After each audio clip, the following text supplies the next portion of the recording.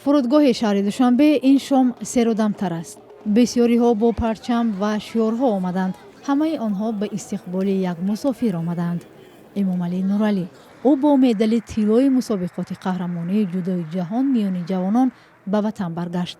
خیلی مهنت‌های زیاد میکشید. شوق و رغبتش زیاد بود نسبت ورزش نسبت گوشتین. در محله ها هم در نوروزی ها هم در نوحی ها هم بسیار برآمدهای خوب میکرد. بین ولایتی در مسابقه ولایتی بین جمهوریوی در فقط جاهای یکم دوم میگرفت بود کشتم. بسیاری آدما ما را تلفن کرده میانتداری میکنه. کسی میشناسه رحمت میگه. من همه بسیار میانتدارم. این فخر ما هست. این فخر دولت ما است که بیرق ما در جهان پرافشان افتاد. чемпионати ҷаҳонии оид ба ҷудо аз 10 то 13 август дар шаҳри гуаякили эквадор баргузор гардид.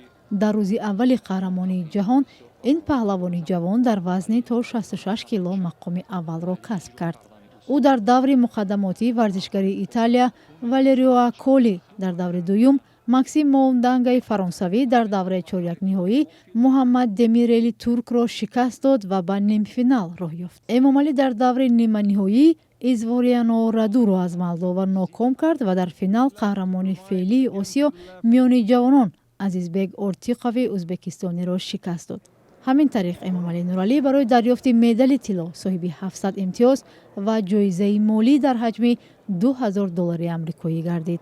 ҳадафи асосии мо дар ин мусобиқа ба даст овардани медал буд. хушбахтона мо ин медалро ба даст овардем. дар мусобиқаи ҷаҳонӣ эмомалиро мураббияш фарух собиров ҳамроҳӣ мекард. ягон чиз бемушкилӣ намешавад. мушкилиёт зиёд буд. мушкилиёт зиёд ин буд ки тамрин вақте ки эмомалӣ тамрин мекард ҷояш меомад ки гирья мекард, мегуфт ки дига зурум намерасад, наметонам. меҳната бо ябора зиёд мекардем ки мо ин медала ба даст биёрем. дар тарихи ҷудои тоҷик ин дуюмин медали тилло аз қаҳрамонии ҷаҳон миёни ҷавонон ба шумор меравад.